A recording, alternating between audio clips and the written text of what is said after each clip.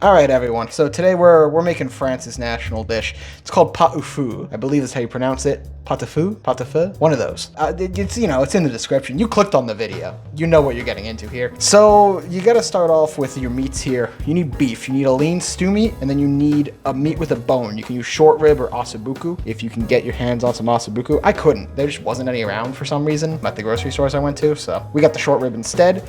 You could also use chicken to make the base bouillon, or you can just use some bouillon cubes if you want, or you could just ignore that entire step. I've seen plenty of people just ignore that entire step. I'm gonna use a cube to make it taste, better than just using water. Now, the bonus ingredients here. You need a turnip, parsnip, 3 carrots, a white onion, garlic, parsley, celery, thyme, leeks, 3 leeks to be specific, couple of yellow potatoes. As far as other seasonings go, you need cloves, black pepper, that's it. Accoutrement, right? Extra stuff that you're gonna serve it with. You need pickles, dill pickles, preferably smaller ones than this. Okay, this is the smallest ones they had that were dill at the store. That's what I got. Horseradish sauce, Dijon mustard, crispy bread pieces. You need these too. You can make your own.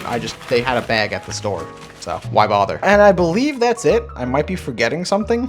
Not really positive. I don't think I am though. So we're gonna get moving here. So you want to start ice cold pot. No heat to the pot at all. Get your meat in there.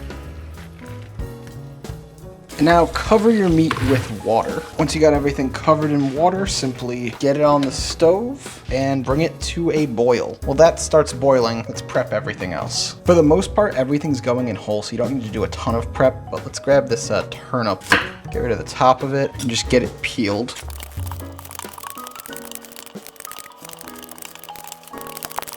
There we go, a nice peeled turnip. I don't know if I mentioned this, you have to start from cold with this. You want it to slowly come up to temperature. That's why we did that way. I don't know if I really clarified. Parsnip, same exact thing. Carrots too, you're also peeling the carrots.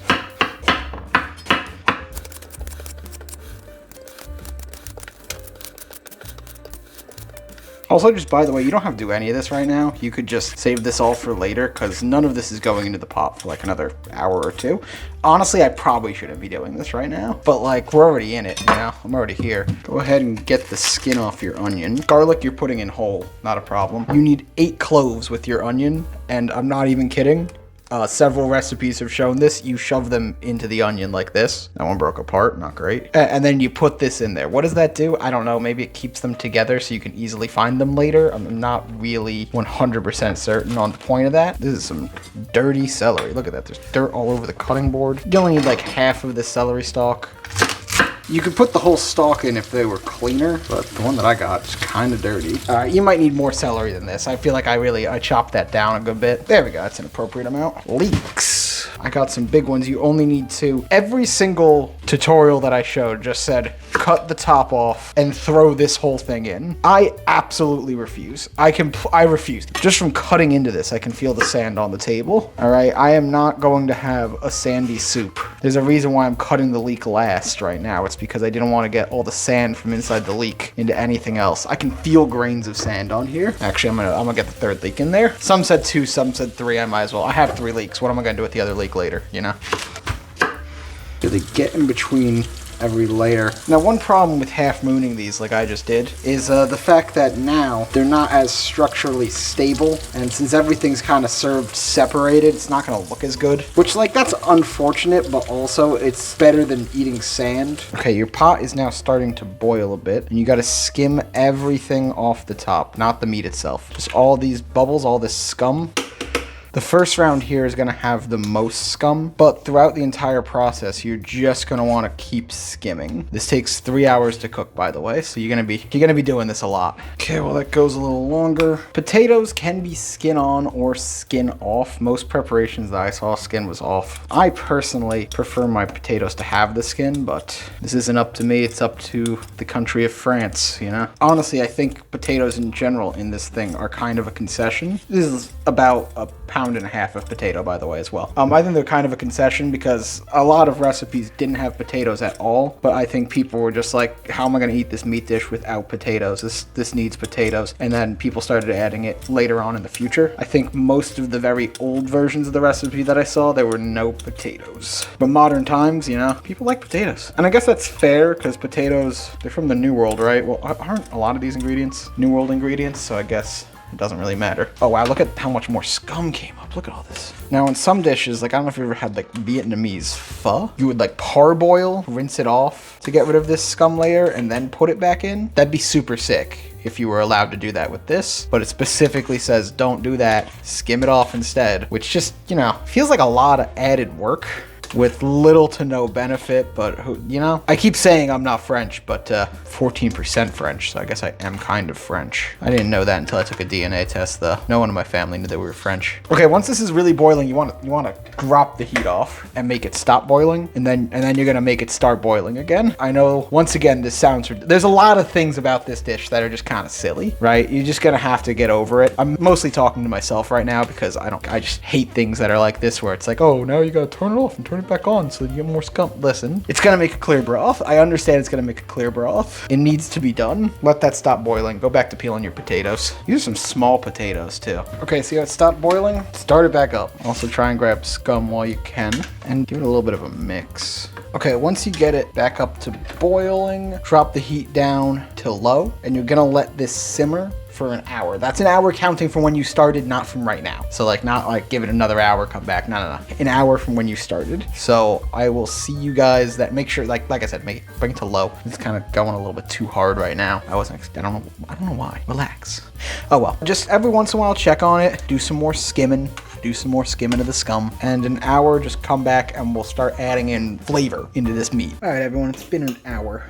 There's really not much to skim. Give it another skim. Oh, there's some stuff. It's just bigger. It's not as foamy as before, but it is for the most part pretty clean. Let's get seasoning. Your onion that has the cloves sticking out of it. Whole bulb of garlic into the pot. Remember when I said I don't think I forgot anything? I forgot something. Bay leaves. Grab 2, maybe even 3 if you're feeling spicy. We all know that bay leaves add so much flavor, so don't go too crazy with the bay leaves. About 1/4 teaspoon of whole black peppercorns. The Maggi cube, this is optional. If you don't add this, add in a little bit of salt, but not too much salt. Some recipes you don't salt it at all until it's pretty much done. But now grab your thyme and parsley and just get whatever plastic items are holding your parsley together and get it off of there, because you don't want to eat plastic. Got any brown pieces of parsley like I do? I don't know why this one's couple leaves started to turn on me. All right, keep it together. Open up a thing of thyme. Grab the thyme bouquet as well. And now you're gonna go ahead and wrap up this bouquet. Get it nice and tight, knot it off, and then throw that bouquet in there as well. This might be too much parsley, but I'm gonna make the exact same joke that I just made a second ago about, parsley and having absolutely zero flavor. There's so little flavor that recipes that call for cilantro will be like, or if you don't like cilantro, you can use parsley. It's just because you want green in there. You might end up needing a little bit more water. It's fine if you do, just add it on in. You reduce this at the end anyways, so if it's too much, you can just get rid of it then, and get this back up to a boil again, and then, simmer. You know how simmering works. And that's it. Let it sit for another hour. All the rest of this stuff goes in the final hour here. So for now, just continue to be patient and wait it out. All right, it's been another hour. Soup's just been simmering. Make sure to check the soup for scum again. Now, the bouillon cubes that I used had turmeric in them, I'm guessing, because it has dyed the fat on top of the broth yellow, which, isn't necessarily what you want, but it's not the end of the world. As you can see, the broth underneath though is still nice and cloudy, normal colored. Not a huge deal. We got an hour left, so we're gonna take all of this, put it in there. I actually had an idea with the leeks, since we kind of want them to be together, but I wanted to clean them. I already have the twine out.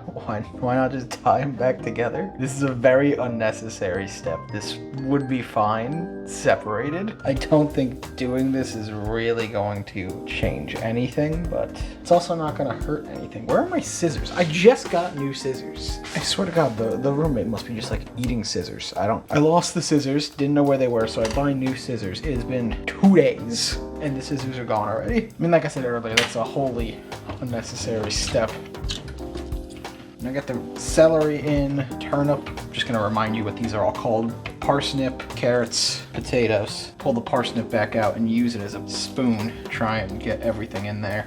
That turnip's really gotta get in there too. There we go. You're probably thinking this is too much stuff and the pot is overcrowded. You'd be correct in that assumption. Get it back up to temp, get it boiling again, and then just let it simmer. We're just gonna, keep on keeping on. 1 more hour of simmering, just 1 more hour of simmering, and then we can work on taking it apart, reducing the broth, serving, actually eating dinner. I'll see you guys then. All right, so we're done. It's been 3 hours. You need to grab everything out of the pot. Honestly, why am I using this spoon? Tongs would be better. So you get in here and just take everything out. The bouquet right in the trash. Big onion, big turnip, potatoes. Parsnip is starting to fall apart. I wonder if that garlic's gonna taste good. Well, the leek bouquet idea worked. They stayed together. I'm about to dirty so many dishes. Look at the short rib just falling apart. Grab all the little stew meat pieces out. If you find a bay leaf, get rid of it. Okay, once you think you have most of the meat chunks out, you don't have to get them all because you're about to get them all in a second. Take the pot that your roommate just put in the sink and move it over there. I think this is big enough. I'm gonna pour this through a strainer just to get rid of all the little pieces of parsley and whatnot that fell out of it. Leftover carrots or meat, bay leaf. See all that down there? Basically to get that out. Now you're pretty much done with this pot.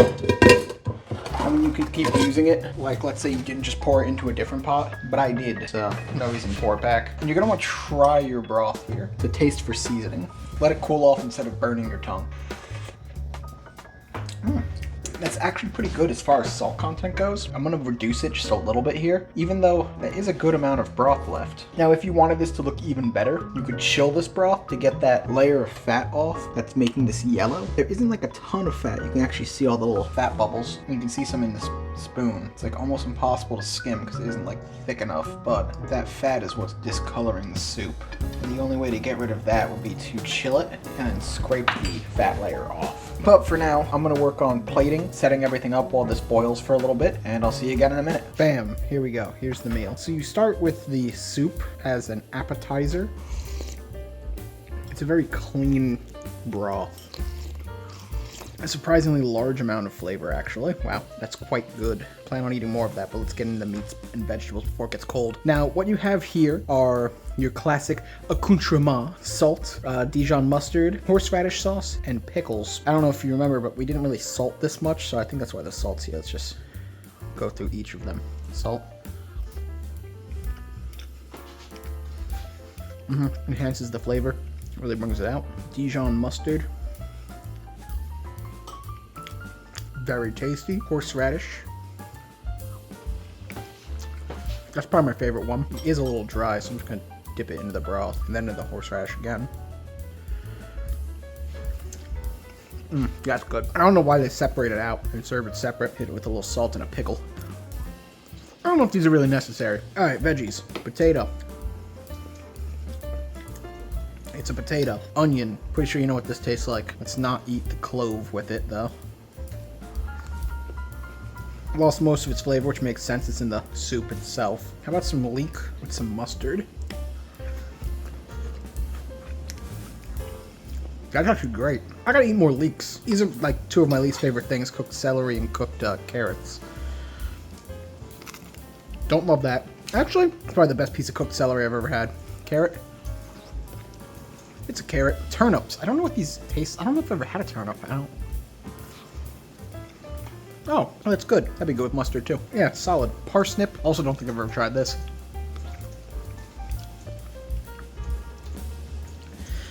Pretty bland. Maybe needs a little salt. Better. Yeah, I just needed salt. Overall, oh wait, I didn't try the short rib yet. This is the thing that I'm most excited for.